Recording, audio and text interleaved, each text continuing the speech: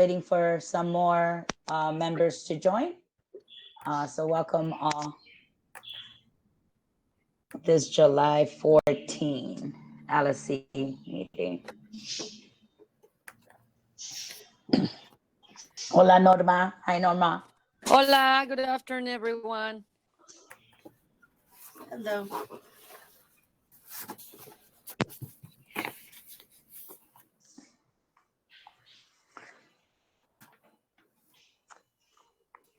Norma, doing anything fun this summer? ¿Haciendo algo divertido este Yes. verano? I'm making plans. Good. That's awesome. Master Sergeant, you see Ms. Russo's background? See what she has? The hardcore stomach. The streak. Wait, let me show you. I got mine too. Hold on.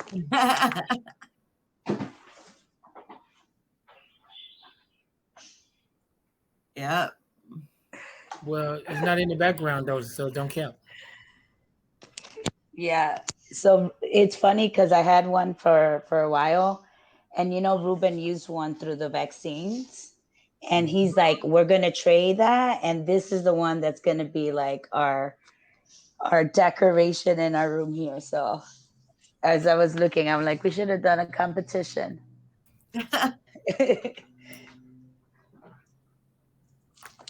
So, Master Sergeant, please get your Steinmetz finger, Norma, so we could show it at our next LSC meeting. I have it. So whoever don't have it, you Sure, do I have push-ups. one. Look it. Okay. Whoever don't have it, you do push-ups. I have mine. Okay. I don't see it. So I want to be respectful of people's time, so we'll give everyone like 3 more minutes. Now we'll get started and do what we can do.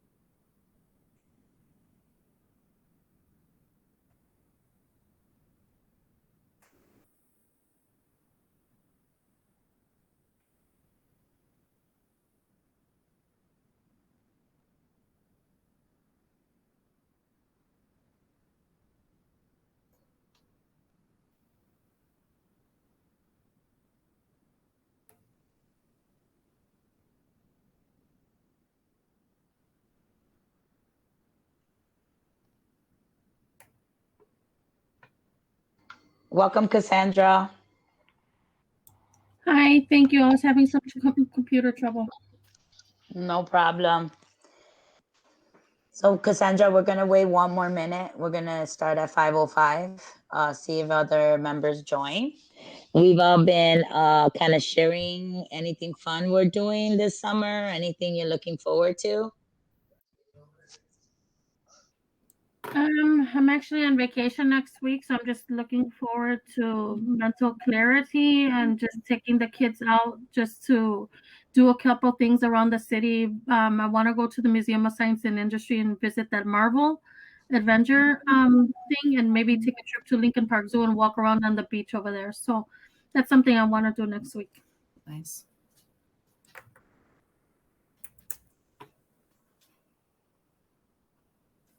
Welcome. Jose, you're with us. Bendición, how are you?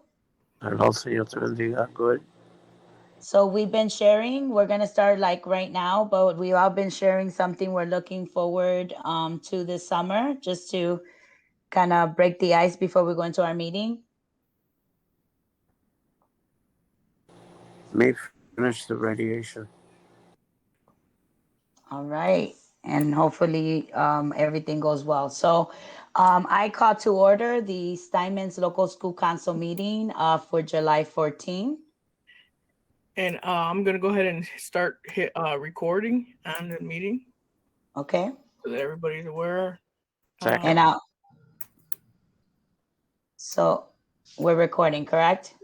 Now we're Perfect. recording. All right. Perfect. So hello, everyone. Welcome to Steinmetz College Prep, a local school council meeting for July 14, 2021.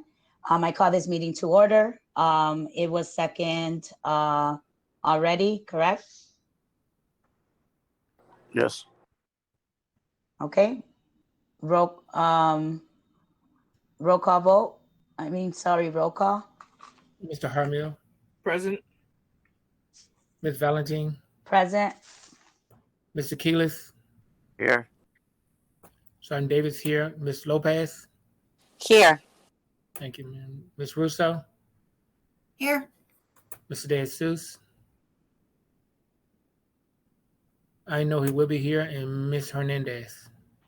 Here. 7 present. We have a quorum. Okay. We will continue our agenda, and just to clarify, we don't have a student. We will be having election for our student representative. So once the student is elected, they will join us in the meeting. The next item in the agenda is the approval of the local school council agenda for today. Master Sergeant, thank you for sending it out. So everyone had a chance to review. So I make a motion to approve the agenda as presented. I second. Open for discussion. Close for discussion. Roll call vote. Ms. Valentine, Yes. Mr. Harmil, Yes. Mr. Keelis, Aye. Sergeant Davis, yes. Ms. Lopez, Yes. Ms. Russo, Yes. Mr. De Jesus is not here, and Ms. Hernandez. Yes. 7 yes, no no's. Motion passed. 5:08 p.m. Okay. The next item on the agenda is the approval of the previous local school council minutes. There is 2 minutes to be up for approval. We're looking to approve the June minutes for that was a regular June meeting, and also the July organizational meeting minutes. So there's a motion to approve both June regular meeting and July organizational. I second. Open for discussion.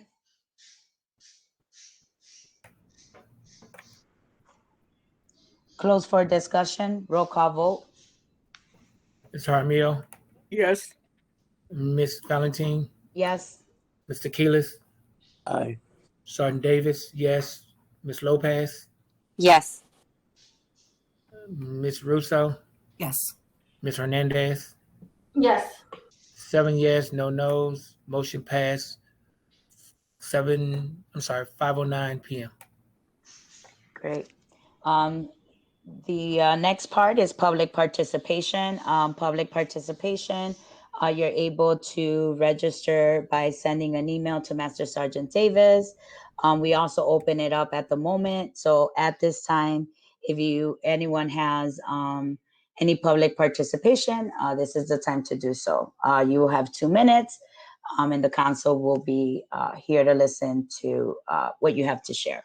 So any public participation. Nothing in email, ma'am.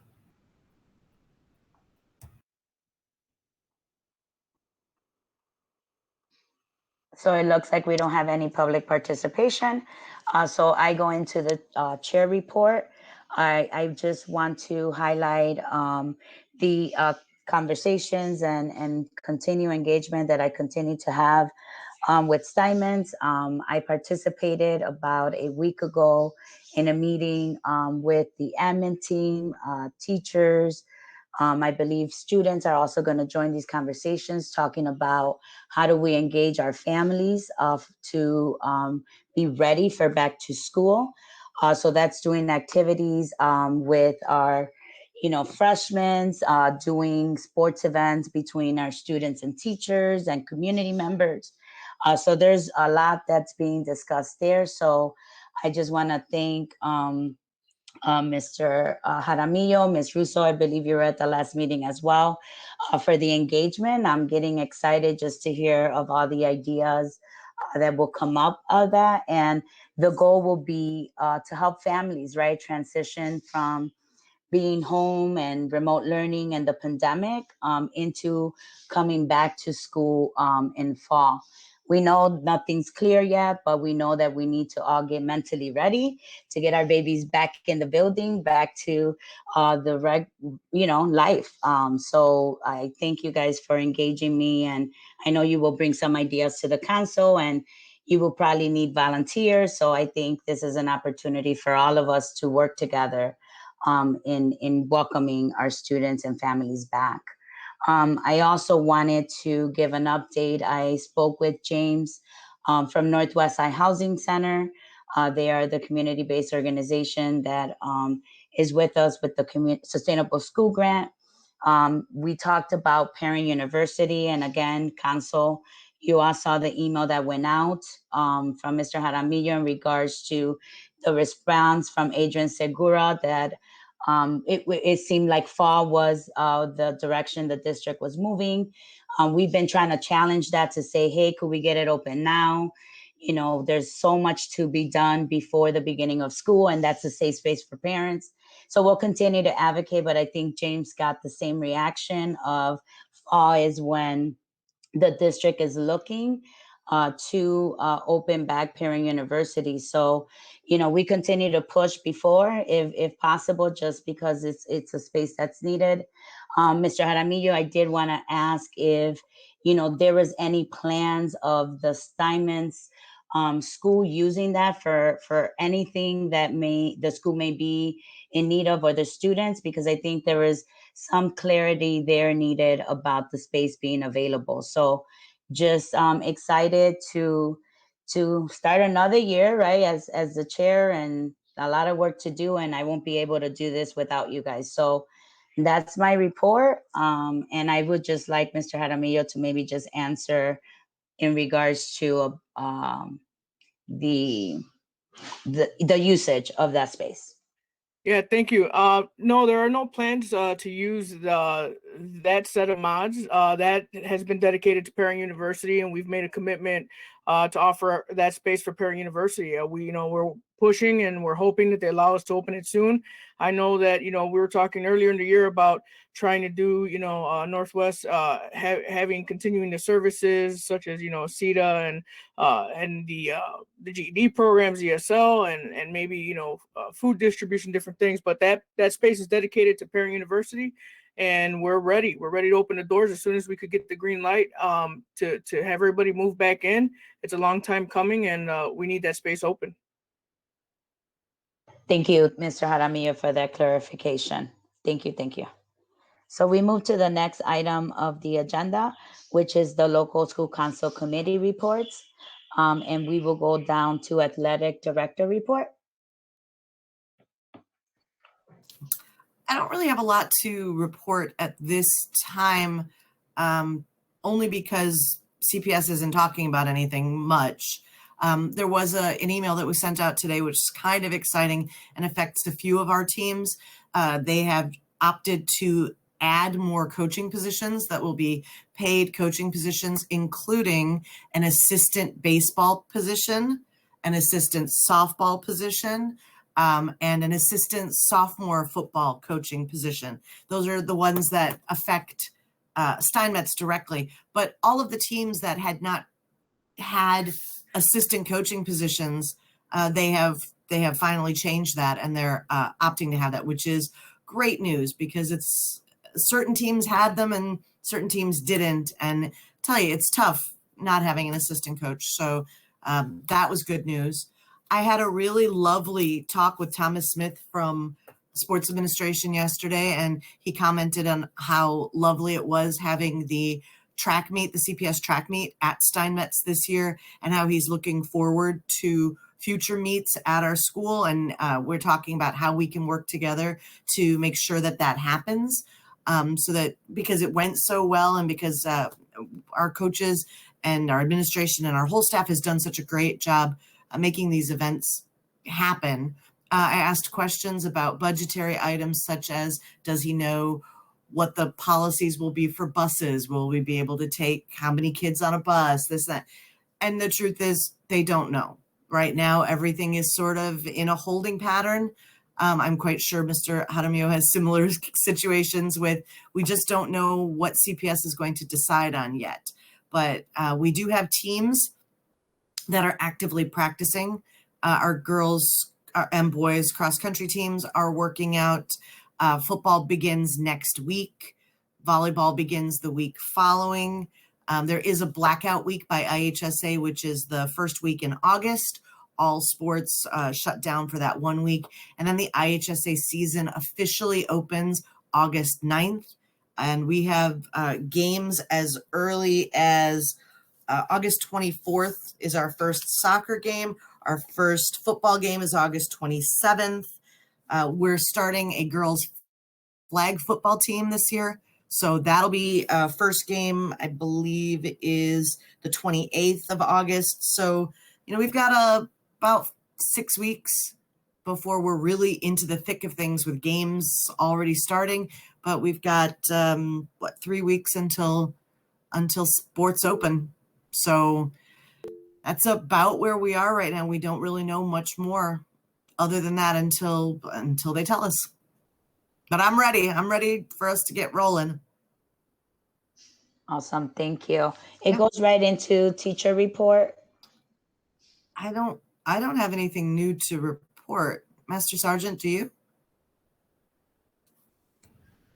No, I don't. The only thing I would say that, and I know Mr. Harmon is going to speak of that, we had an opportunity to work with our ninth and 10th graders in the building. I think we got like about 69, 70 students there. There's some great students. They're very motivated as they come in and give us some of these summers to work with this freshman and sophomore, connection program. JRTC did some team building. We have a lot of students out there that's volunteering their time over the summer to support our school, and that's great to see. It's also great to see some of our teachers around over the summer, supporting some of the academic things that are going on, like summer school and also the freshman connection and other activities. But other than that, I think we're just sitting back waiting on CPS next move as it relates to us coming to school and what would be the rules of like sports.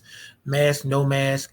I know that talking to some individuals there that they've already started preparing the bathroom for, some normalcy, but that's all we're waiting on right now.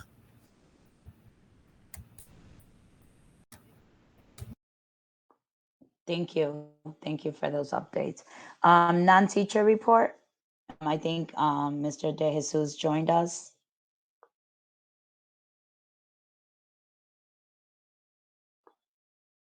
Hello? Do you guys hear me? Yes, he's here. Mr. Yes. De Jesus? Maybe he doesn't have connection. Okay.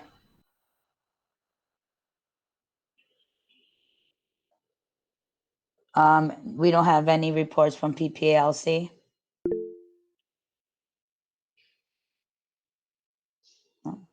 Okay, I know CIWP usually gets covered in our principal report, as well as the financial reviews. Community report, No report.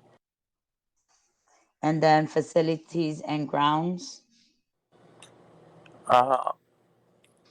That one I could report that the fence that divides the soccer, the football field and the baseball field was knocked down. I called Mr. Jaramillo, and rapidly they worked on it and got it back up. Other than that,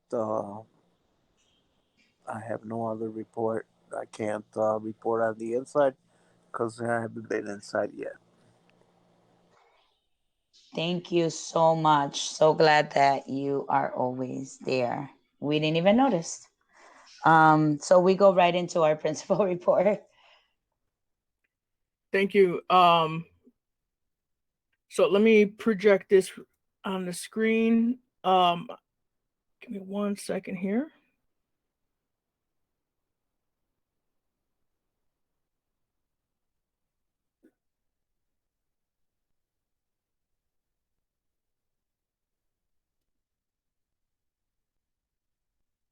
All right, so you should be able to see it at this point. So the first thing I want to start off with, an organizational meeting, we didn't get to talk anything, about the all the activities that happened since our last meeting. But of course, we had graduation, right, and the drive-through ceremony.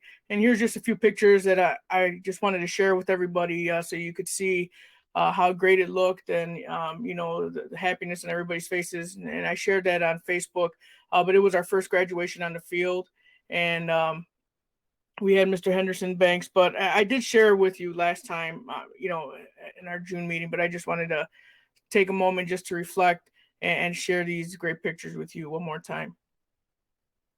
A few things that we're doing, re-engaging students and communicating, that's really been the focus of CPS, and our focus as soon as summer started is really how do we re-engage students, how do we communicate, how do we get the messaging to all of our students about school starting all over again, because some students we weren't able to make contact with. There's citywide it's been a challenge to try to make contact with all students. So how do we get that message out there? So the Office of FACE, Family and Community, has provided support through a parent phone bank from 7/28 to August 25th.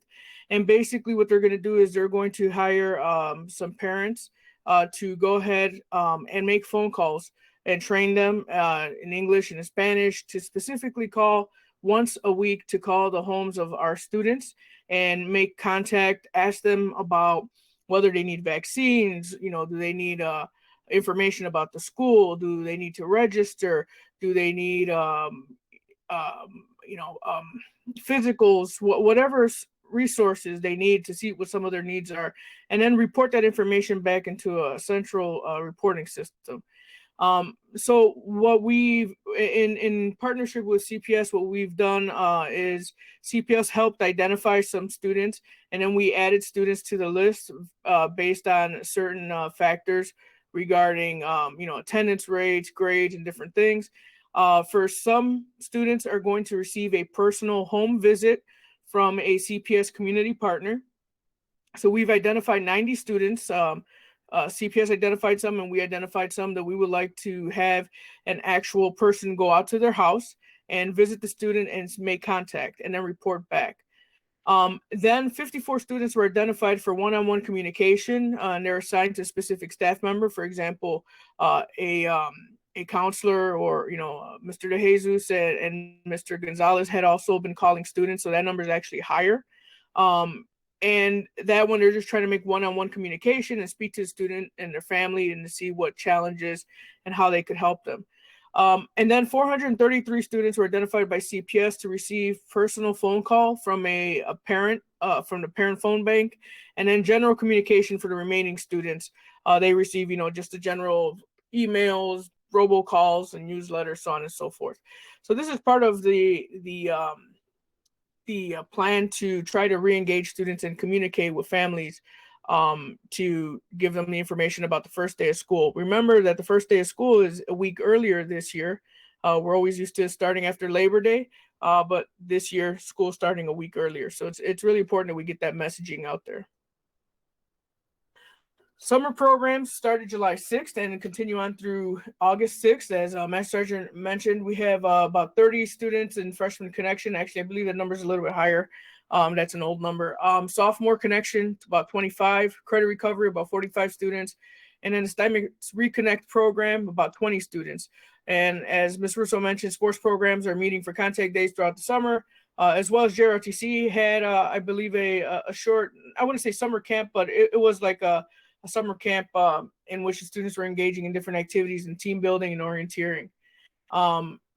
Tentative orientation dates, and I say tentative because we haven't sent the dates out there yet, but our summer plan for our back to school bash and everything else that we're going to discuss on Monday with a committee, some of those dates will be reflective of these tentative orientation dates. So we just need to make sure with the committee on, I believe, not Monday, I believe Tuesday, so that we could discuss that and finalize those dates.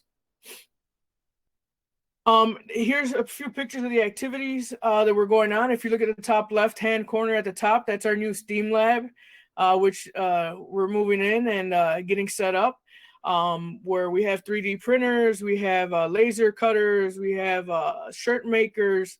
There's a lot of technology in there, and the students from the Reconnect program are the first to actually use it. And we've been discovering a lot of hidden talent where students have expertise already in how to use Cricut machines and how to use shirt makers and different things. So we're using that talent to help teach others in the class how to use those that machinery. Next picture under it is JROTC. They were setting up a rope from one tree to the other tree for the team building exercises, so students can slide across. And then you see some of the team building activities, working in the garden. And this picture is from today at the top center, which is our students went around the community with our team, and they were collecting garbage in the community directly around the school. Part of the program for the Reconnect program, the priority is to one day service to the school and one day is service to the community. So students help pick projects. And as you can see in the bottom picture, they were working on the garden for the school, and then the top picture, they were actually going around the school community in the neighborhood and picking up garbage to beautify the community. And if you can see to the right, freshman and sophomore connections, Mr. Bagdonis was kind enough to bring out the pet snake, and I am really amazed how brave our young freshmen are. They did not hesitate to want to hold the snake and show each other. I was really surprised. I thought they were going to shy away from it, but they did not. Vaccination efforts continue. PCC continues to vaccinate community by appointment. The city of Chicago had a vaccination site at the Brickyard on 7/12. CPS opened the vaccination sites across the city at 3 different schools, at CVS, Chicago Vocational, at Roosevelt, and Michelle Clark. And those sites are open to CPS students in community. The goal is to try to give as many opportunities as possible in our communities so that students can be vaccinated if they choose to do so, and their families before the start of the school. Back to school event meeting. Our first meeting was on July 6th. We discussed possible events, the needs of students, integration into orientation, and brainstorm ideas for building the back to school excitement. Our next meeting is on 7/20, and we're going to finalize the dates. As I mentioned earlier, establish event structures and start creating a planning committee so that we could put a plan into action regarding our back to school activities. Earlier in the year, I talked about the ESSER funding. This is all part of a larger plan put together by CPS, which was released this week. Parts of it was released with the budget. And the plan is called Moving Forward Together. So if you hear that MFT, Moving Forward Together, all of these different parts of the program are all inclusive in moving forward together. It's basically about re-engaging our students and starting school and returning from the post-pandemic, to returning back to school. So there's 3 levels of support. This week they announced to us that each school is going to receive different levels of support regarding targeted supports from the district. In addition to, as it says in the first one, we're going to receive universal supports, and that's available to all schools. And then we're going, which that could include supports regarding curriculum that was purchased for the whole district, post-secondary supports, academic support, diverse learner support, SEL. And then there's the ESSER funding, which I introduced to you in June, I believe it was.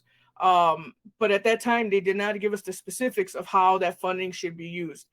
Just this week, I believe it was yesterday or the day before, they just gave us information about ESSER guidelines, and we have been going this whole week online to administrators academies to learn more about some of the structures and how we can use that funding. And we have meetings on Thursday and Friday and workshops to learn more about the rules behind ESSER funding and how do we decide to start creating a plan to put into action.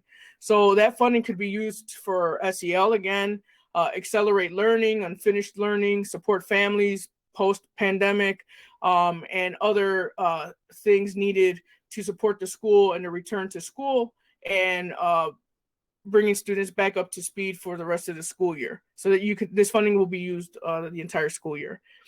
CPS is also providing, this is what's new, we found out today, yesterday, CPS is providing additional targeted match supports. So what they did was they had a survey that was completed by the school, and then they also looked at, they sent an administrator survey, and they also looked at different data points. And then what they did was they outlined what are some of the supports that CPS will provide that doesn't come out of ESSER funding that is specific to our school. And based on our needs that we help identify and what CPS identified, they are going to make available to us behavior health team support for tier 2 and 3, trauma engaged restorative practices, wellness for all staff, better together plan, and student surveys of learning conditions. We're just learning about some of these things. And like I said, on Thursday and Friday, we have workshops to learn more about it. Today, I was just learning about the wellness for all for our staff. And what CPS is doing is they're investing in SEL supports, not just for students, but also looking at SEL supports for staff. How do we build community with staff? How do we come back and engage and heal from what has happened through the pandemic and all the social issues and everything else that's going on, and how do we build trust and communication amongst the staff? It's pretty exciting that for the first time you see this good, a huge investment in SEL and wellness, not only focus on students but also the staff. The idea behind it is that if you don't take care of the staff and you don't take care of the adults, then the adults can't take care of the children. And it makes total sense. And we've been saying it for years, and it's really good to see the investment in this area. Again, guidance was shared this week at the Leadership Institute, and so it's relatively new, and I'm sharing that with you. Construction, the fire alarm upgrade continues. It's in progress. Lights in 122, that's also in progress. They're updating the lighting. Dehumidifier chiller, there was a small leak in the dehumidifier and chiller, and they had to repair that. That repair is completed. Now both dehumidifiers and chillers are at full function. During the heavy rains, we found out there was an issue with the catch basin in front of the building, causing a backup. And so facilities had to hire a company to come out and dig up the catch basin and make repairs. And they have to finish rotting some of the lines. But that repair is done, and now they're waiting for the landscaping to repair the grass that was torn up. The parking lot was also repaved. That was part of a 2-year project from facilities. The City of Chicago ADA sidewalk upgrade was completed. We're waiting for the work start order for the stairway project. And the City of Chicago reached out last week, I should say, and they asked about if we were interested in installing bicycle parking on our campus. So what they're offering is they had either a bank of bicycle parking available, or smaller setup where we could put 2 bicycles on each side. So we walked the campus, and on the Berry side by the semicircle, by Berry and Mobile, they're going to install about 4 or 5 different racks for single or double use, so students can lock their bikes up right there, and they'll be out of the way and convenient. When we were out there, actually some students had their bikes locked up on the fence, so students already use the area, so that's kind of good to see that they will now have an official place to put their bikes and encourage bicycle traffic at the school.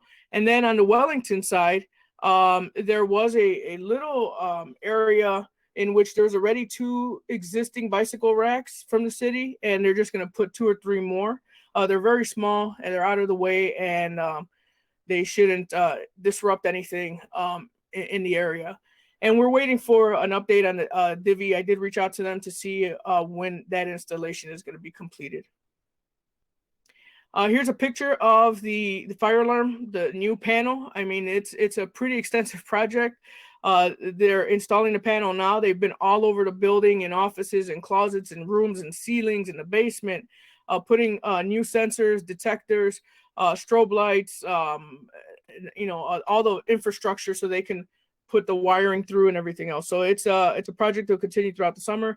The bottom 2 pictures are of the sidewalk upgrades from the city of Chicago for the ADA project. And the right-hand side is a picture of the parking lot that was repaved, and you can see all the potholes are gone now, and it's safe for people to walk through. And they restriped everything. Now, we are going to revisit the topic of the school resource officer. At our last meeting, we went through the plan in detail. As you may remember, there was a plan that was put forth by a whole school safety plan, by whole school safety committee. And that committee was comprised of students, LSC members, staff, our MTSS coordinator, counselor, security officer, and admin as well. So this was a whole committee that spent time on researching data given to us by CPS, obtaining our own data, and looking at surveys and doing additional surveys and conversations to come up with a whole school safety plan.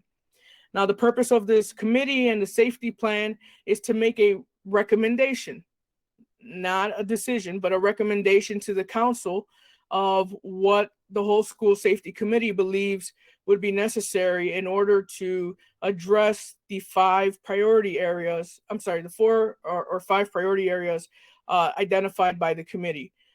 We identified 4 priority areas: physical safety, emotional safety, relational trust, and all-encompassing priorities. And based off of that, the committee had decided at our last meeting, what was presented, I believe, was $120,000 worth of resources that they were asking for. There was some confusion, and we weren't sure about how much funding was going to be given to the school in exchange for an SRO, if that's the direction the council wants to go in. So we had to revisit the plan, and as requested, we reached out to Jadine Chow and Safety and Security, and she informed us that the plan was for $50,000 per SRO. And she was able to, maybe Ms. Valentine could talk a little bit about it, but she did promise to give us a little more in resources. So she told us that we could plan with $60,000 instead of $50,000 based off of some of the things that we're asking for.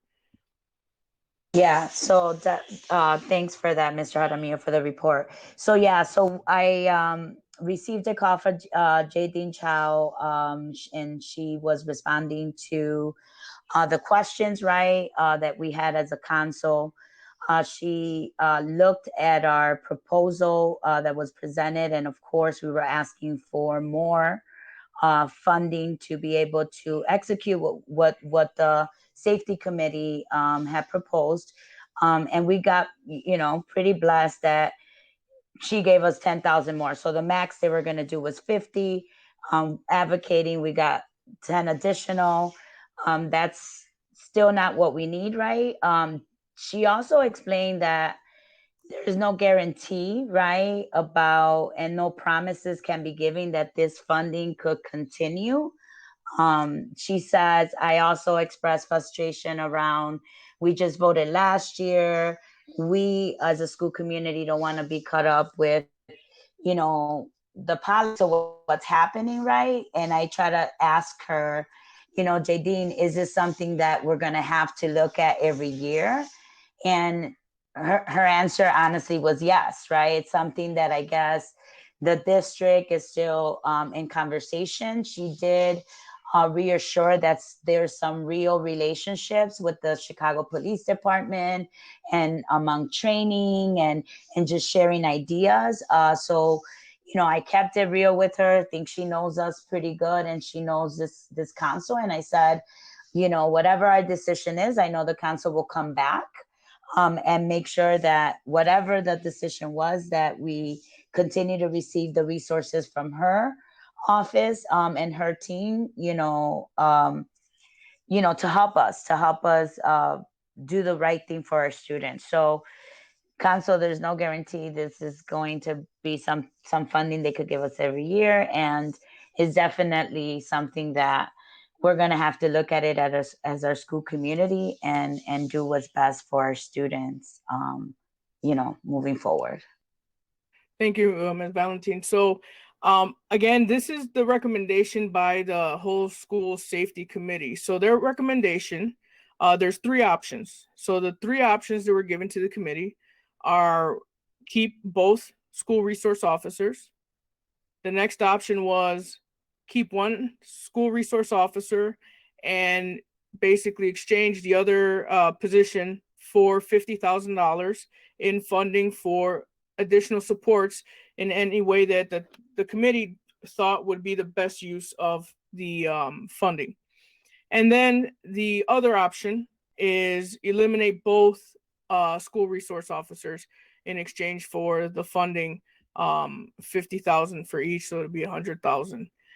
So the committee had decided that their recommendation is basically to keep one school resource officer and it should have been 50, but Chief Chow committed to 60. Use $60,000 to fund a school security officer position at $50,000, and parent patrol at $5,000, and professional development and community relationship building for $5,000, as outlined in the plan that we presented the last time. So the only thing that changed from the plan as presented last time was the amount. Originally we were in, I think, 120,000. Now it is down to 60,000. Which aligns with what safety and security is giving us in exchange if we go in that direction. So what I have to just clarify one more time, this is the recommendation of the committee.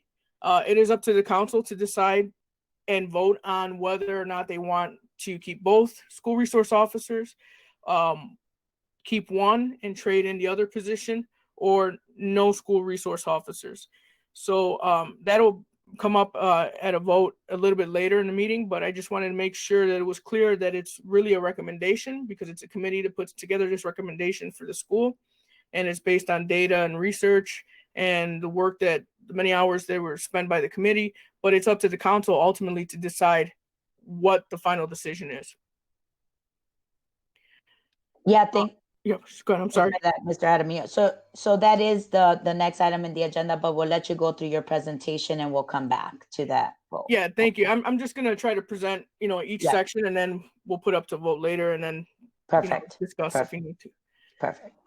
The next thing for consideration is each year we have to decide on student fees. So it is up to the council to vote on whether or not to continue what the school fee structure is going to look like, whether there's going to be a change or not. So this is something that we need to do, especially in order to prepare for orientation, in order to send out the letters to parents of what the fees are going to be, and so on and so forth. So since 2017 through 2021, the fee structure has pretty much remained the same, in which the activity fee is $90. The class fee is $55. The way it's divided up was for the activity fee of $90, which is what you see in the pie chart here, only the activity fees. The activities fee is spent $52 for the yearbook, activity pass for $14 worth, mailing fees $12 goes towards that, materials $9, and this Star newspaper $3. Now that historically is the structure of the fee system. What it says here, just in case you can't read it because it's a little blurry, it says activity fee includes all the following expenses: yearbook, newspaper, special publications, extracurricular pass to all home regular sporting events and programs, postage, home communication, programming materials, and a school uniform shirt. The class fee is for consumables and classroom supplies, equipment, materials, over the board allocations. And the purpose of one class fee is to provide support to the educational program in a uniform and equitable manner. Evening school and summer school students pay $25 for materials and supplies per class taken.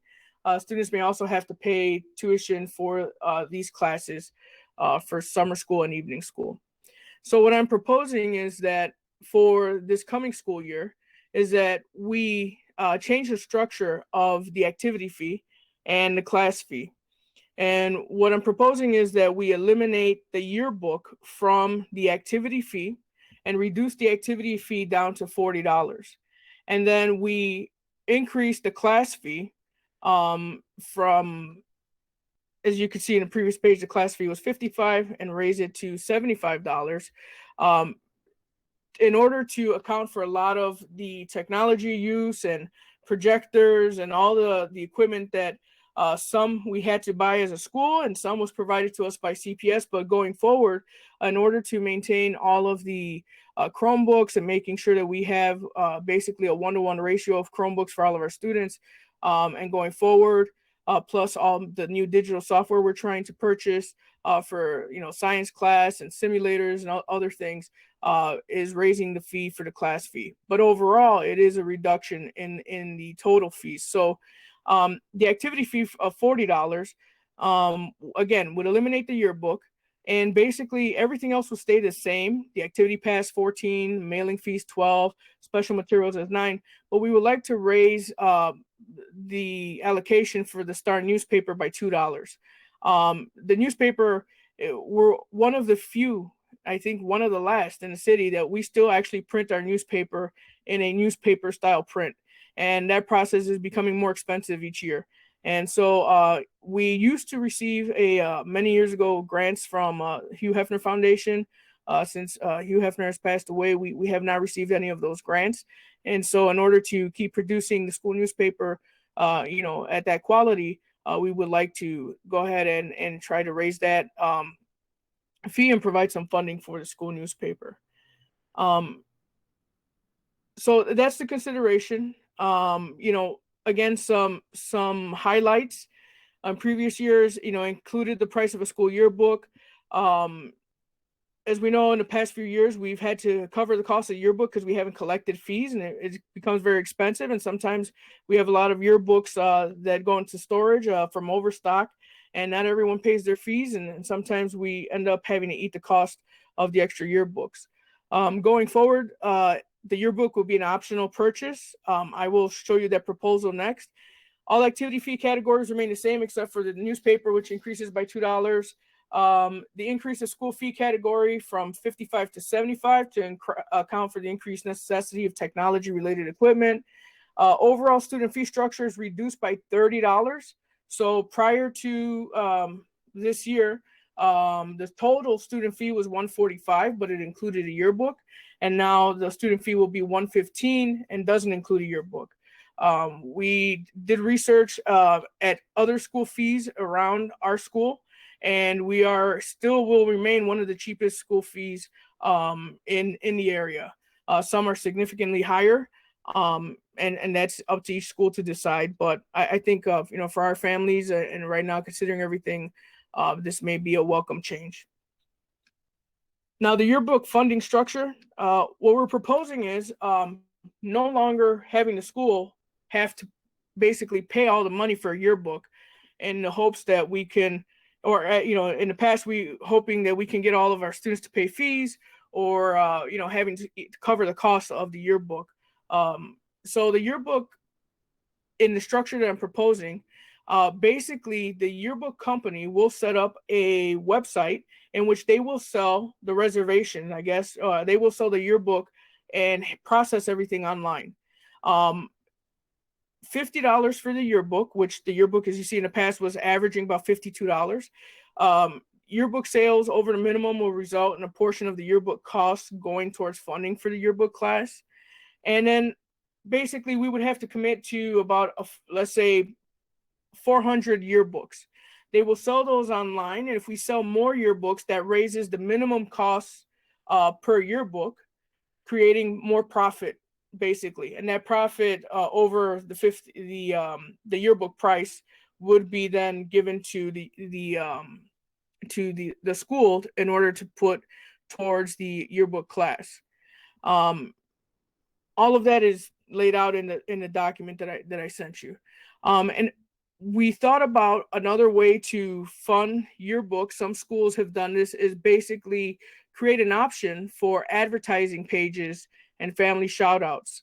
So basically we could start with 10 pages, we could raise that later or reduce it, and sell different parts of space on a page for different, prices, whether it's $25 or $50 or $100 for a whole page, whatever we decide it is. And that could be another way that we can help lower the price of the yearbook on the back end, so that the yearbook, whatever difference in total cost versus the $50 for the yearbook, that profit could basically go towards the yearbook class, like a fundraiser. This plan, all sales be handled by Walsworth. We would have ability to monitor the online sales. And it also avoids the overstock that I was talking about. Sometimes we have, a few cases of yearbooks that students don't come pick up, or alumni don't come back and pick up. And, basically we're eating that cost. And it would also give us a continuation with the same company and software, which the yearbook class curriculum is currently designed for. So it would definitely be a great relief going to this yearbook structure, so that we don't have to basically find the funding each year to figure out how we're going to pay for the yearbook. The responsibility will lie with the yearbook group to really think about not just designing a yearbook, but now they have to advertise and they have to encourage the students and try to create campaigns to get the students to purchase their yearbook ahead of time. Part of the structure that the Walsworth suggested that other schools use is they say, reserve your book early, let's say by October, and it's $50. If you reserve it from, let's say November and December, it would be, let's say $60. And if you reserve it after February or whatever the date may be, it'll be $75. So the purpose of that is to try to encourage everyone to purchase it early, so that they know what the numbers are going to be, and they can make a commitment ahead of time. Oh, actually, that was my last slide. So these are the different things for consideration. This doesn't necessarily have to be a vote regarding the yearbook at this point. If we agree that this is the direction we want to go in, we can then talk about the specifics a little bit later about, the advertising pages and how much that's going to be sold and everything else. But we do want to, basically make a decision as to whether this is the option we want to go, or if we still want to provide a yearbook for all of our students at the cost of basically keeping student fees the same. If we're going to go in that direction, then understand that there may be a large portion, like we've had to do this past year, that needs to be funded by the school, and we have to use funding sources in order to pay for that. But if we go with this yearbook funding structure, basically it's a minimum commitment of 400 yearbooks versus 2,000, or 1,200 or whatever it may be. And basically Walsworth would handle all of the selling and everything else. And then whatever, as the more yearbooks you sell, the individual yearbook price is reduced, like anything, but the price will remain at $50 or higher. And that difference would then come back to our yearbook class, like a fundraiser. So that's my report. We can go on to the next section, and then, if you want to have a discussion regarding each of these things, I'm more than willing to have that discussion.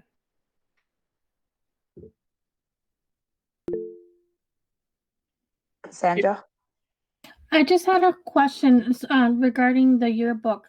So this $50 is it the same size as we released this year that was given out, or would it be as far as like number of pages and the book size, or is it going to go back to the original one? That's a great question. It's actually going to go back to the original size yearbook, like not last year's, but or I'm sorry, not this year's, but the year before. Basically to what we're used to, that same size and format. Great, thank you. You're welcome, Master Sergeant. I just had a question as it relates to the activity fee. If only the freshman is getting the shirt in the lock, should the other classes pay a little less? Historically, that's the way it's always been done. That only freshmen and receive a shirt and a lock, and the lock is supposed to be good for the rest of the time that the students are in school. But we've not given new locks and new shirts to every class every year.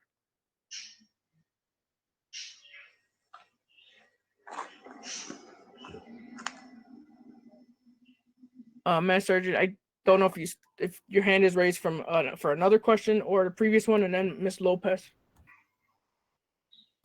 Yes, thank you, Mr. Jaramillo. I was thinking about the fees.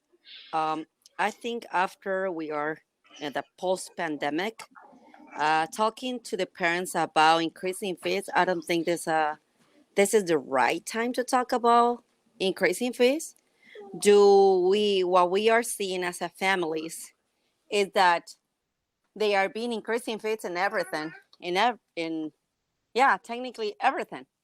So I think that how our community went through a very strong hit through the pandemic, and we are not able to be recovered faster.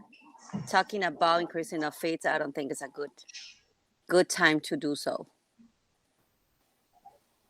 I don't know. I mean, that's my personal perspective, being a parent of 4 kids. But isn't it actually a decrease? It's lower than it was 2 years ago. And by taking the yearbook out of it, that makes it optional. It's actually less than it was. So it's not an increase. It's just last year they didn't pay anything. But this year it's not an increase actually at all. It's less than they would have paid. And if they don't choose to buy a yearbook, then they don't have to. I think that makes a lot of sense because a lot of kids don't care. Why pay $50 if they don't want one? I think it makes more sense. That was part of the conversation with the yearbook company, is that, some kids don't want a yearbook, I'll be honest. So my concern was like, what were they going to set as a minimum? And they're basically willing to work with us to set that minimum. But they said in order to offer that $50 price range, we'd have to have a minimum of 400, which I think is very doable as a building. That's 30% of our kids, 35% of our kids, but overall, I mean, the total fees previous years, if the fees were collected, the total amount of fees between activity fee and class fee added up to 145. Now, but that included yearbook. What we're asking for them now is to change it to 115. So it actually is a reduction. But if they decide to go ahead and purchase the yearbook, overall, it would be a difference of $20. I mean, if they decide to buy a yearbook. But the reality is, unfortunately or fortunately, I mean, everybody has their opinion on it. Unfortunately, most students, a lot of students choose not to purchase a yearbook or really don't want the yearbook. And that's why sometimes we get stuck with overstock. It's hard to guess, if the students are going to pick up the yearbook or not. But we wanted to make it available to everyone. So this is probably the best way so that we could avoid the overstock.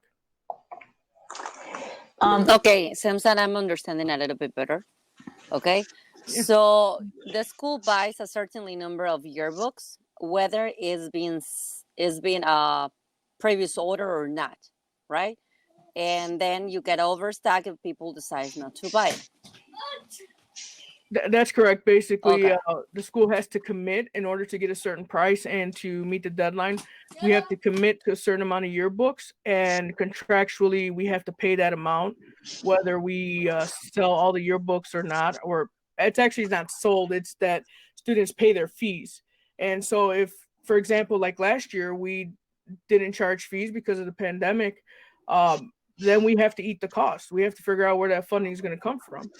Previous year, not everyone paid their fees. We only had school until March or April. And usually a lot of people pay their fees at the end of the school year. As a result, we ended up having to pay the cost of that as well. Okay, thank you for clarifying that, Mr. Jaramillo. I have a better understanding now. No problem. And then Mr. Keeler also raised his hand. Yeah, and Cassandra. And Cassandra, I'm sorry. Cassandra?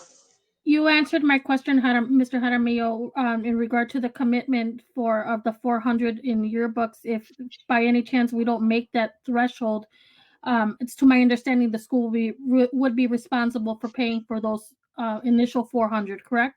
That is correct. That is correct.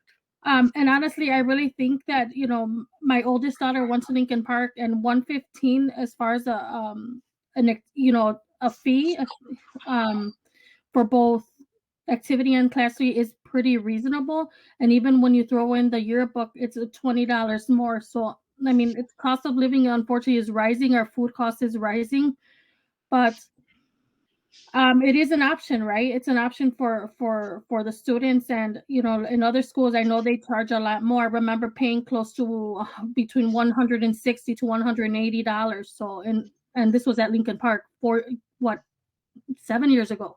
So I could imagine what it is now. Thank you, Mr. Keelis. Yeah, bottom line, what's the cost of the feed with and without? So the cost of the fee, the proposed fee without the yearbook would be $115. And then if the student chooses to buy the yearbook, the total would be $165. And last year's fees and previous, the total was $145. So if they don't buy the yearbook, you're looking at $145 versus $115 without the yearbook. Comparing previous years to what we're proposing.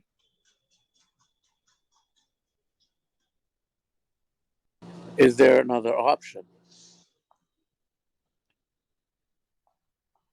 I mean, what would that option be? What would you like to see?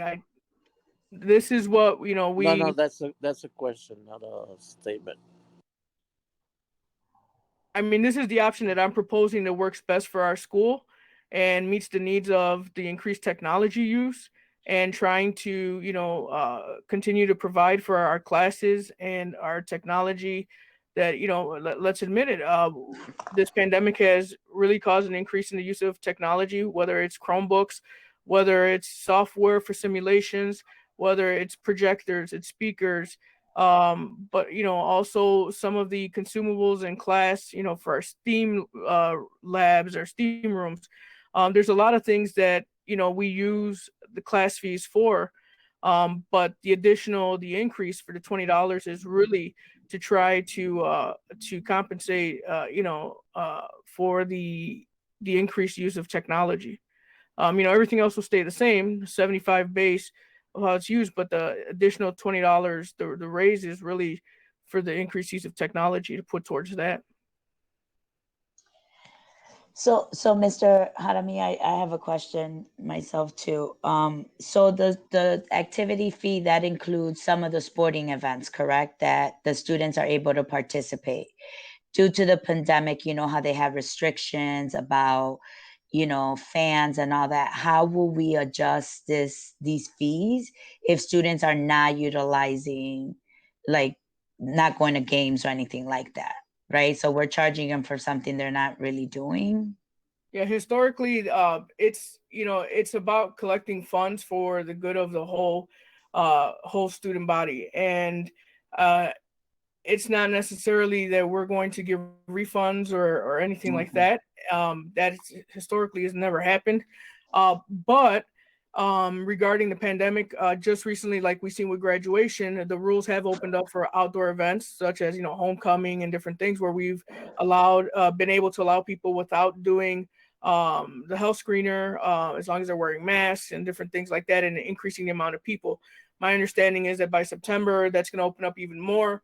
But understand that, we do have different events for students, for the activities. We have homecoming, we have, awards that we purchase for students. We have recognitions at the semester, at the quarter.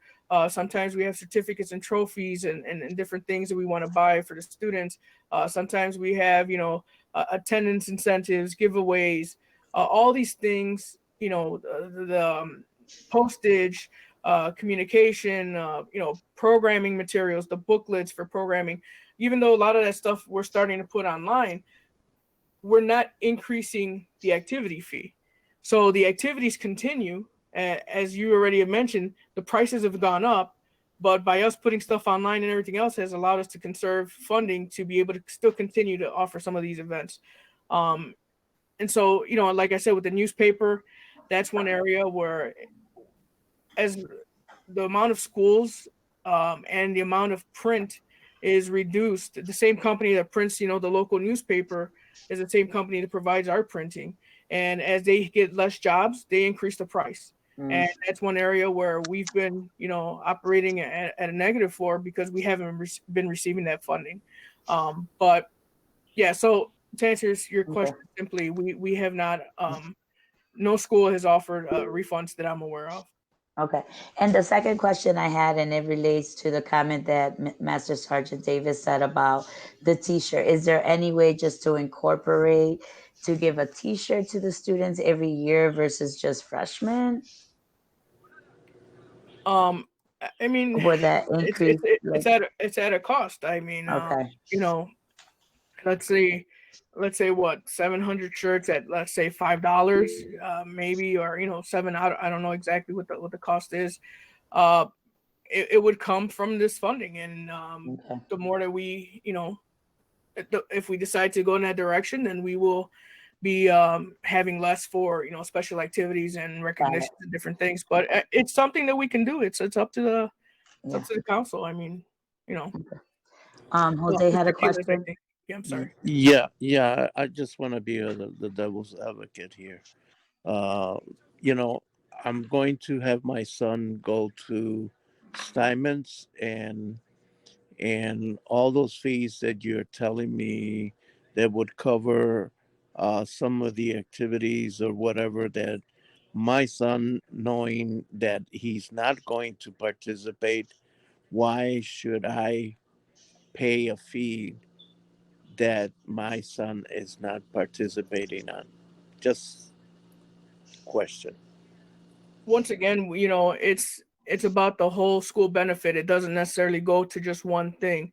When we have, times that we do different events in the lunchroom, or we give students, special privileges, or bring in special programs or performances or different things, we can't take a list and say, hey, young man, I'm sorry, you decided not to pay your fees, so you can't participate in this concert that we brought in from, a special performance. It wouldn't be fair. We have to function. This fee is set by CPS rules that we can charge this type of fee so that it can benefit the whole school program. And it wouldn't be fair to have a whole school-wide event, or a group event for a year group, and then select certain students and say, I'm sorry, you can't receive an award in this award ceremony because you didn't pay the fee. We don't do that. There's we have to eat the cost at some point. Sometimes there are students who don't pay their fees, or they can't pay them, or they don't pay them until the fourth year when they graduate, or they don't pay them till the end of the year. But we don't deny those students an award, a certificate, a performance, a special homecoming event. We don't do that. It would be unfair. And so it's really about using this funding for the good of the whole versus individual student. Yeah, and I think you did a good job in explaining to us that you checked other schools nearby what they're charging their students, and we're still being the most affordable, right? So I think that's also just staying real. Yeah, we're significantly lower than other schools. I would challenge you to go ahead and look at all the websites. We looked at every neighborhood school in the area, and everyone is higher than us. And honestly, we probably should have kept it at 145 if if we wanted to, but I mean, I don't think it's fair if we're going to eliminate the yearbook to keep the fee at $145. Yeah. Okay. Any other questions? So we could go to the voting part of the agenda. All right. So now we're going to the voting session of the agenda. The first vote that we have to take as a council today is the SRO discussion and vote. We had tabled this discussion at our last meeting. We're meeting the deadline of this vote that was given to council members. So I will open the SRO discussion at this time. I would make a motion to approve the SRO officers. So, I'm sorry. Point of clarification. Actually, I second. okay, sorry. You had a clarification, Mr. Adamio? Yes, because so my question is, are you making a motion to vote for the plan as presented by the school committee, or are you saying that you're suggesting that we keep No, SROs? I put a motion to keep both security. That was my motion. So you're making a motion to keep 2 SROs, the school resource officers. Yes.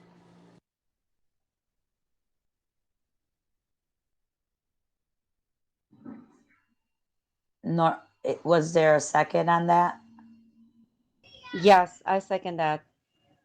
Okay, so Mr. I'm opening it for discussion. So the discussion was the school safety committee presented a proposal based on the guidelines that CPS and Safety and Security Department asked us to take. The recommendation, as Mr. Jaramillo presented in his principal report, the recommendation presented was 1 SRO and getting funding of $60K for a for the alternative SRO. So the motion that's being presented here is the motion to agreeing to 2 SROs, but we should have some discussion because there was a committee presentation. So we should talk about why 2 versus the proposal. So I just want to be respectful to what was presented to us as a guidance. Yeah, So Madam Chair, I did yeah. hear the principal explain all 3 recommendations, and that's why I presented out of the 3 the recommendation to have 2. That's my discussion. Thank you. I also Master liked Sergeant Davis. all the recommendations that were put forth, but I have experience as a police officer, and I would tell you that we do work better together. And I say we because I spent over a year and a half as a police officer before coming to the school district. And to have a partner with you to remind you of certain things, to support the students, even an opportunity where you may have a male and a female, those things speak volume in our school. So, and I also like the idea that, and I know they're willing to give us additional money, but sometimes you got to look at a gift in the face and say, will it be there the following year? And not even just the money, but I just think that our students need with the relationship with the police officers in our school, not just 1, but with 2, because they come with different personalities. And I think that will serve our school best, especially with the political tempo at our school. And after they get outside our building, they don't need to be, afraid or have one different opinion based on just one individual there. And I just think that police officers work better together. I think they support our school, and I do too. I think having them both there because they long-term support and we don't have to worry about other resources. Thank you, Master Sergeant Davis. Any other discussions? in regards to the two SROs? Just a point of clarification, just to remind everyone that when making your decision, just so that you understand that the SROs that we had in previous years are not the SROs that will be returning. They have both taken other positions, and we have to hire new SROs. So who those individuals will be, if we're talking about personalities and we're talking about working with our students and building those relationships, it may come with, it may work out very well, it may come with challenges. It's just, we have to see who's available and who applies for the positions, because the SROs we had are no longer available. And then also, just again, the committee, the recommendation was one SRO and then one to trade the position. And the other thing to consider is, Ms. Valentine and I have talked about it as well, and I've talked to our own, police officers and other police officers. I agree with Master Sergeant as well. Police officers, they like to work in pairs for various reasons. So that is a consideration I do understand. And sometimes it's to, each officer can establish different relationships with students. Maybe some students, they have one officer that appeals more to them and they feel safer, or more confidence, I should say, not safer, but feel more confidence in, giving them information or asking for support, and maybe not another. It's just like anything, personalities and relationships do make a difference. So there's a lot to consider in this decision. Jose? Yeah, I believe, that looking back, uh, the problem we had with way back that I'm talking about before is that, the ones that we had there were just sitting there. And I would, I blame more the administration that didn't move on it, because we did complain about it. But I think that, with moving forward with the past two, and I know that you said that new people will come in. Sometimes it's good to have changes, so that could relate more with our students. So, I mean, and looking at the news that just came up about 5 minutes ago, there's only 4 schools that have not up to take the officers out of what, 600 schools? Yeah. So I want to echo a little bit of something Mr. Jaramillo, Master Sergeant Jose are sharing in regards to this issue. I think when it comes to this issue, it's about relationships. And I think all of us that are in this call today and part of this council, we saw challenges with SROs, right?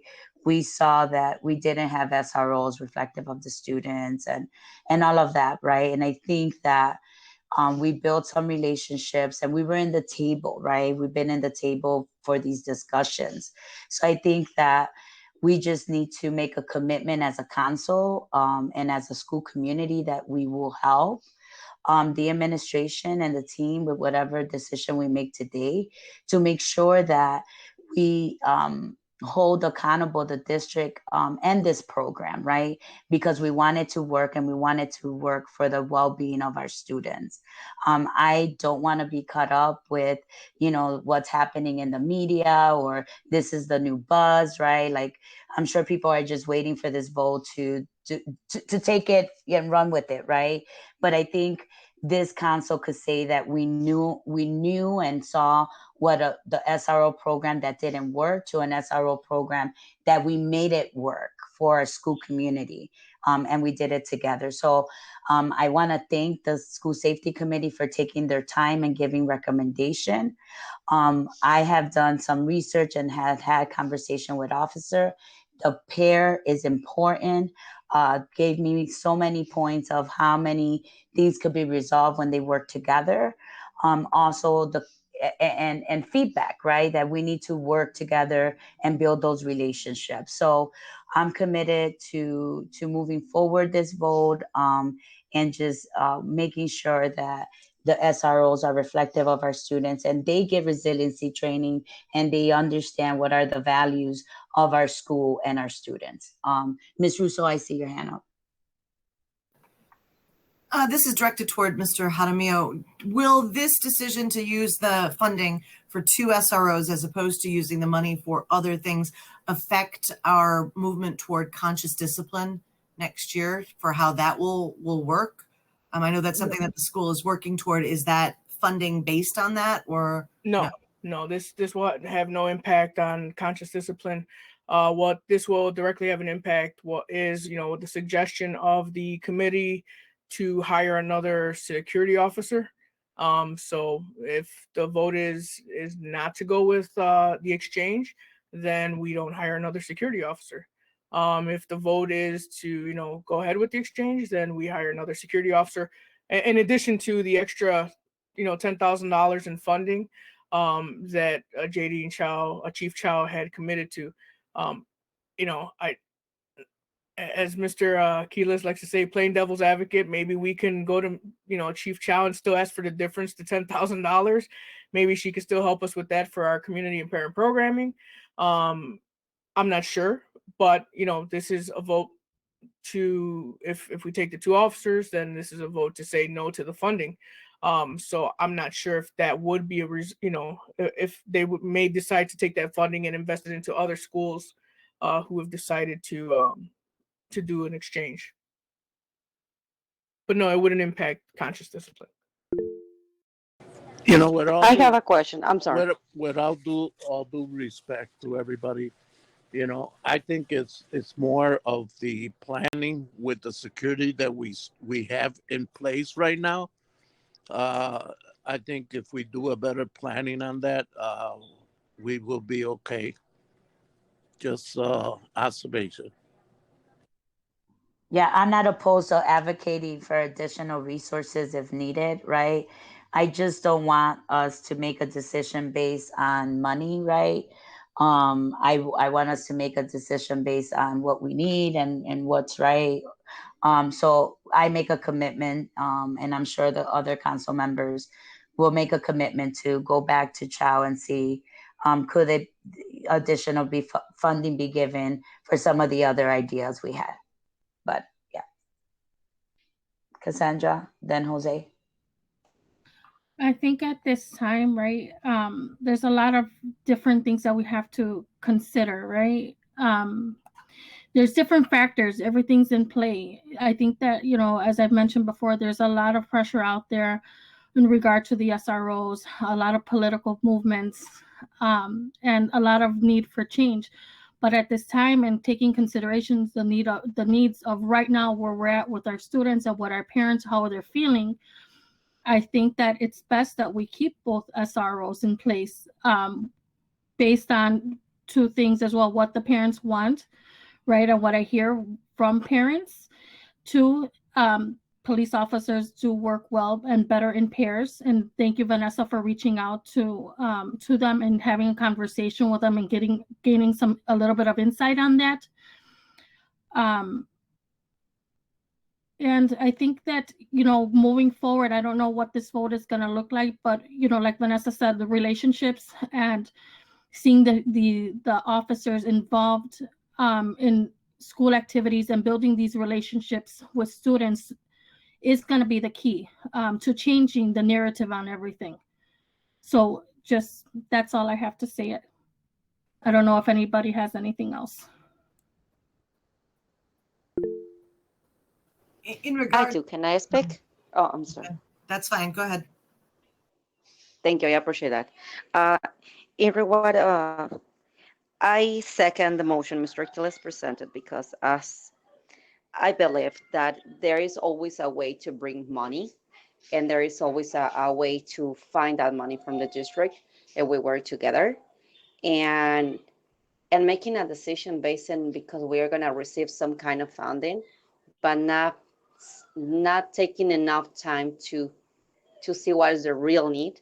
And I will say this again, since we are coming after a post-pandemic, or at least that's what it seems. So I think the support of the SROs in the school is going to give a sense of security. And even though maybe it might be a challenge for the school administration to figure out everything, I believe that we are strong enough to face that situation and find a way to bring the funding from any other source. So that's the reason why I second what Mr. Quiles proposed. And I think we should, at this point, we should keep the two SROs. And I don't know if in the future the district might allow us to decide the opposite and the funding will maybe still be available there for us. I don't know that. Mr. Jaramillo, do you know anything about that? No, as Ms. Valentine said through her conversations with Chief Chow, there's no guarantee of anything. But what I would like to say is that, you know, I've heard over and over again that, you know, this is what's best for the school. This is the plan that, you know, each individual member knows that is best for the school. One thing I just like to remind you is that, you know, Mr. Javier came to our June meeting. We spent weeks on researching, looking at data, looking at doing personal interviews. If you remember, we included 3 students as part of the committee, a school security officer, counselor, a parent, Ms. Valentine, an ESP, Mr. DeJesus, Mr. Javier as a teacher, and the administrative team. And we collectively decided this is what we believe the school needs. I did not make that decision. I did not say we need a security officer. What the committee decided that in order to meet the objectives of the areas of concern and the areas of improvement, they thought it would be more beneficial to have a school security officer and 1 school police officer. So I think we have to respect the information provided by Mr. Javier and the members of the committee, because to say that their research data is invalid and it's not based off of parent surveys, student interviews, and data, historical data provided to us by CPS and data that they pulled on their own, I think we're kind of dismissing the whole process. I'm not saying that we're not entitled to our own opinions. I'm not saying that, you know, we shouldn't go with 2 SROs. I'm just saying that please remember that we did have a presentation. We did have a committee who spent weeks on this process, and members of this LSC were also involved in that process and witnessed all the work that went into creating this suggestion created by the committee to make this presentation to the council. So that's all I want to say. You know, I'm not saying it's wrong to go for 2 officers or 1 officer, no officers. I'm just saying that there was a lot of data, a review, and a process that went into this recommendation. It wasn't just a recommendation of, well, Mr. Jaramillo wants to spend money on getting a security officer, and this is the only way he can do it. That I did not suggest security officer. You can ask anybody that was on the committee. I did not suggest that. I did not say that. That was what they decided as a committee, including the students. They decided that's what the recommendation was. So I respect their decision. I respect what they provided to the council as a report, and I respect all of your decisions as well. I just wanted to make that clear that I don't want to dismiss all the work that they put into this plan and say that their research didn't mean anything. Yes, and I think it's important to say that nobody is disregarding all the work and the time has been done and put it in this. And I think we all appreciate that. But I think when it comes to something that should be decided by the LLC, we will hear, we will listen, we might make some questions to see what's the best option, and then we will decide. So not because something is presented to the LLC, seems that it means that the LLC is going to vote in favor. And I think at this point, everything I can say from my part is that I appreciate everything that has been done, the effort, but not because something is presented to me, it seems that means that I'm going to agree with that. I agree with you. I agree with you, Ms. Lopez. You're absolutely right. Thank you, Ms. Lopez. Ms. Russo? I'm just curious, maybe we've talked about this before, but I'd just like to revisit. When we talk about the SROs and becoming part of the community, to whom do they actually report? So as the principal, when members of the LSC say that the principal needs to work with people or arrange how things work, et cetera, do you have final say with what they do, how they do, or is that determined by outside forces? Because I just want to be able to know if we're all agreed that having two of them working together within the building is for the best of the students, do they then follow our lead in all decisions so that they then do what we think is best within the building? So I'm just curious as to whom do they report?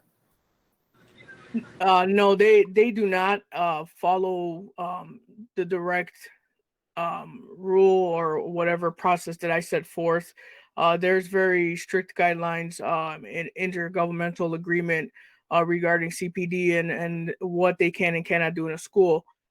We've been fortunate in the past, I believe, 2 years in which our SROs have been really willing to work and be flexible with the school.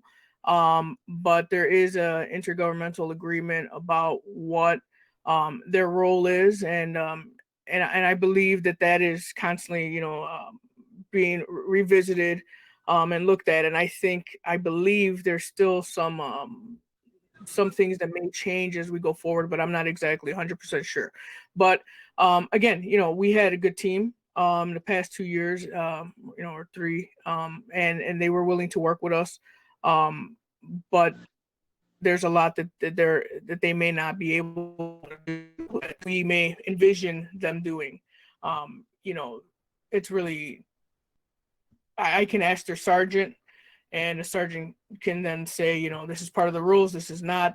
You can't require them to walk the building per se. You can't require them to make relationships or things like that. That as we do this vote, there's a lot to follow up with, right? Because we need to, if we want them to work for the benefit of our students, we're going to have to step up and let them know we want to be part of this process, right? We got to immediately, right, reach out to the commander and say, hey, Steinmetz was a school that voted, in 25th to keep the SROs. We need to talk about them. What does that look like, right? And who's the person we work with, right? So there's a lot of follow-up. It's not just a vote for either way, right? Understood, sure, but that doesn't mean that whatever it is that we're hoping that they'll do, that they can or will be able to do. So just because we have the two of them, it doesn't automatically guarantee that whatever our vision is, that they are able to see that through, is all I'm saying. Right. But that's why I say the follow through, right? We got to let J. Dean Child, the district, know what works and not, because, right, they created these policies between CPD and themselves, and they didn't include school community, right? So how are you negotiating and creating a contract for this work when you're not even talking to the schools? So there's going to be some challenging, right? And the energy of this council needs to then come out to these conversations and these meetings, because there's going to be a lot of follow up to this. This is not just a vote, right? And I mentioned this to Mr. Jaramillo before. These are the type of votes that the district creates to also then divide us, right? Because now we're being forced, right? We had a school community that took hours and time of researching, creating a plan to then come give it to the council, which the council may have different opinions, right? So again, we don't do things right? We don't do things to unify us.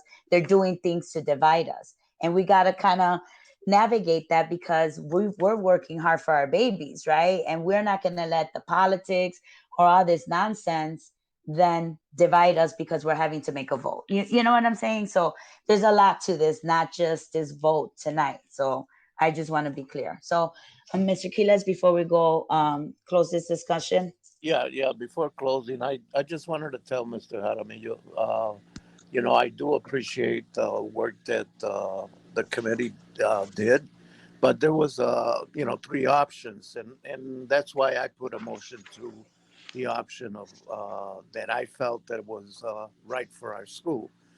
So it's not that we're just saying we don't care about that committee.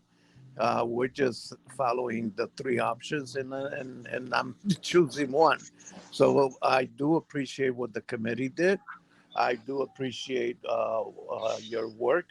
I do appreciate everybody's time. But But when somebody presents a motion, it's because that's what they think that should be the best for the school. Now, when a motion is on the table, it's followed, it's second, it's discussed, and then it's approved or disapproved. So that's all I needed to say. Thank you. No, I appreciate it, Mr. Keelan, and I appreciate you saying that. I just wanted to make sure that it was acknowledged, that the committee did put in a lot of work. I don't want, all the individuals who are part of that team to feel that they were ignored or that their recommendations don't mean anything. We took it into consideration. There is a process. That's why we have these discussions, as you mentioned, and you put forth, like you said, what you believe should be the recommendation. So, I mean, the actual vote. And that's why I said from the beginning, this was a recommendation. It's really up to the council to decide. It's up to us to decide. And, this is a recommendation. And if this, vote is to continue with 2 officers, then I'm sure that, the team will have to go back and revise this plan and figure out how they can do it. That doesn't mean that every part of this plan is going to be thrown away. There just has to be, we have to look at alternatives. And, to speak to what Ms. Lopez had said, there may be other funding sources to do some of these things. And we can try to advocate and see what we can do with it. But again, I just wanted to make sure, it was clear that we heard the committee and we respect the work that they've done. And now it's up to us, right? So I guess we could go forward with voting on whether or not to keep 2 SROs.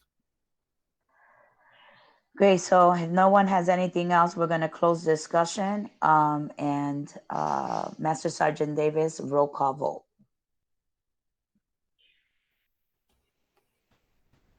Mr. Armio? Yes. Ms. Valentine? Yes. Mr. Keelis? Yes. Sergeant Davis, yes. Ms. Lopez? Yes. Ms. Russo? No. Mr. De Jesus?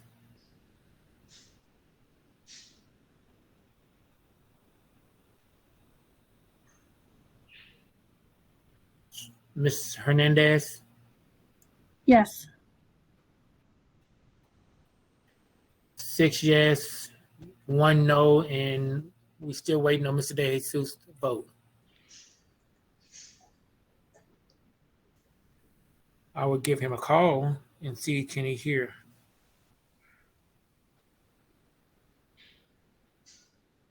He's had to reconnect a few times. I know he's having some trouble. Maybe in the chat we could tell him.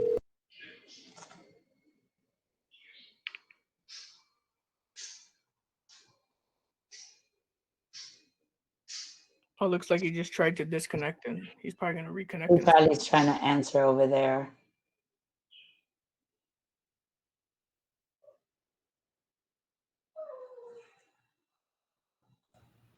He's still having, I have him on the line right now and he's having difficulties. I'm trying to get on my iPad. Okay. So what we voted on the RFO, did you hear the discussion? SRO. Yeah, the SRO. SRO to keep what we presented for the committee. No. What you guys vote on? 2. So the motion was to keep 2 our SRO versus the 1 and 1. Right now, the vote count, so you'll know, is we have 6 yes, 1 no, and we're waiting on your vote. Yes, that's fine. So 7 yes, 1 no, motion passed. It's 6:39 p.m. Okay, the next vote. So we, as I said in closed session, this is not just this vote. It's going to be some work from the council. So I'm going to call on everyone to participate and help make sure there's some accountability and this works for the students and our school community. So we're going into the second vote of our agenda, which is the student fee vote. There was plenty of discussion during student fee. So I make a motion to approve the school fees as presented $40 for student fee or activity fee, and 75 for am I right? I'm not Yes. seeing the presentation. $75, which is a total of $115. Mhm. That's And correct. then the option to purchase a $50 yearbook is optional to the students. So I make a motion to approve that. I'll second that. Open for discussion. We had plenty of discussion on this one, but giving anyone a last discussion on this one?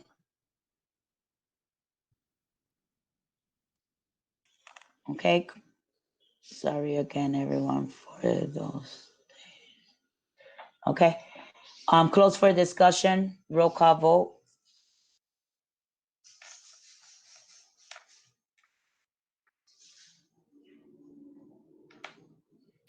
I think Master Sergeant might be frozen now.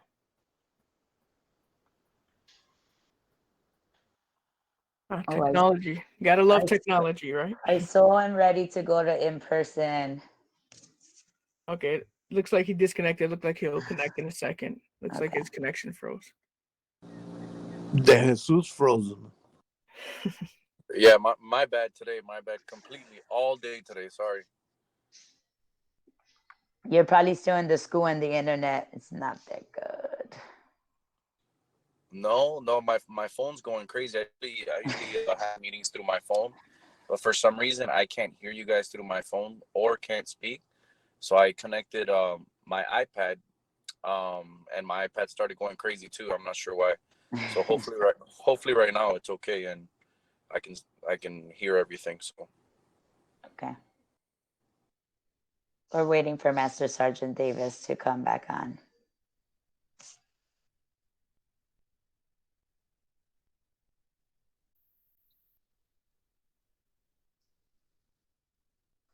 In a show of hands, who's ready to do this in person?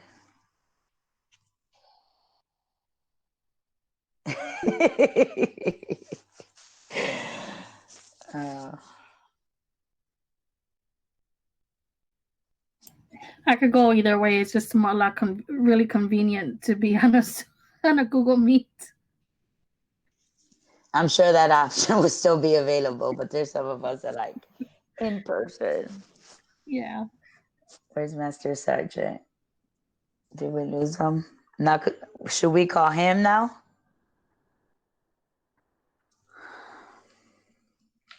Yeah, you know what? Maybe that's an option. Let me see if I can get a hold of him via the phone, and then I could probably dial him through the Google Meets. So let me try to see if I can get a hold of him. Okay.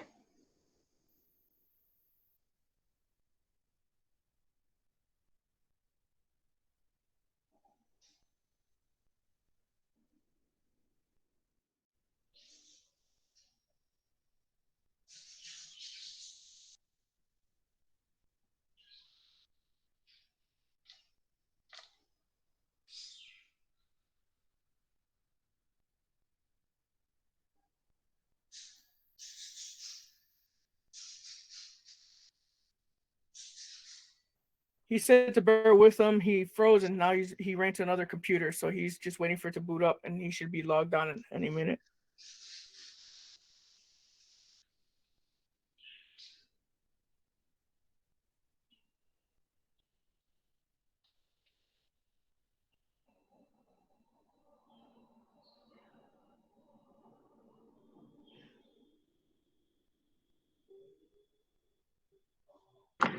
I'm sorry, I had to relog on. I gave you the virus. Sorry, Master Sergeant. Yeah, you got me. Yeah. Go ahead, man. I'm sorry. We were going to roll call vote for approving the school fees. Okay. Mr. Harmil, Yes. Ms. Valentine, Yes. Mr. Keelis, Aye. Sergeant Davis, yes. Ms. Lopez, Yes. Ms. Russo, Yes. Mr. De Jesus, Yes. Ms. Hernandez, Yes. 8 yes, no no's, motion passed 6:45 p.m.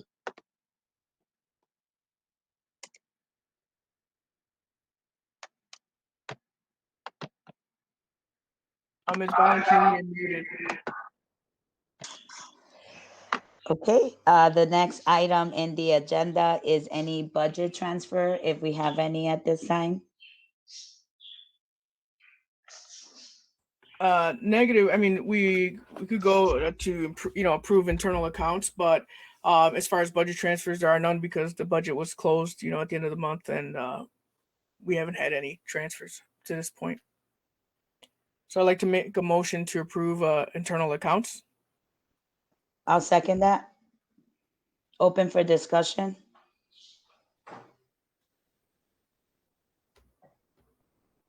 Close for discussion. Close. Roll call vote.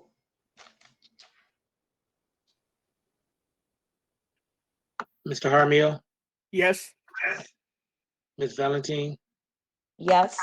Mr. Keelis, Aye. Sergeant Davis, yes. Ms. Lopez,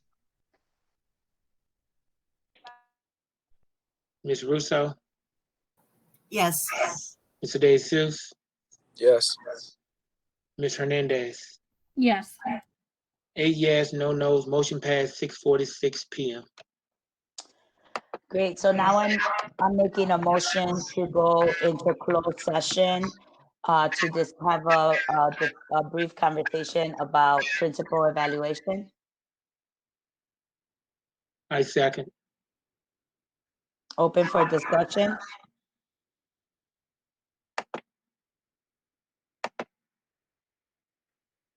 Close for discussion.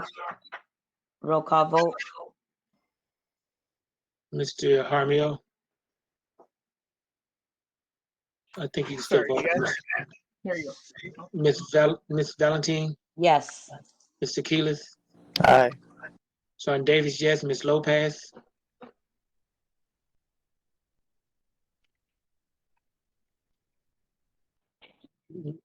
Ms. Russo, Yes.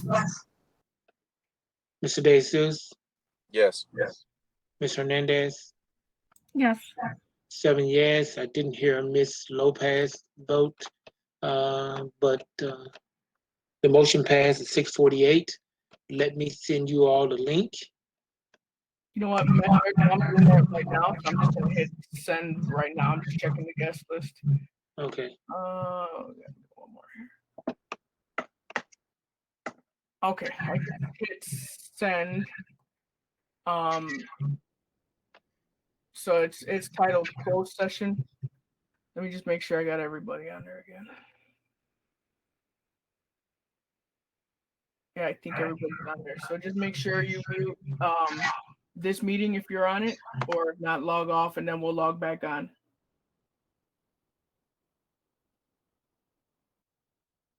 Oh, you know what? I think I got to start the other meeting because, hold on.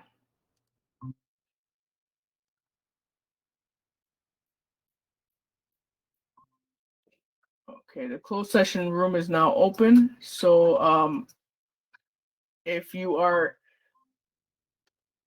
okay, the closed session room is now open. So if you are in the general meeting, please make sure to mute your camera or log off and then log back on later.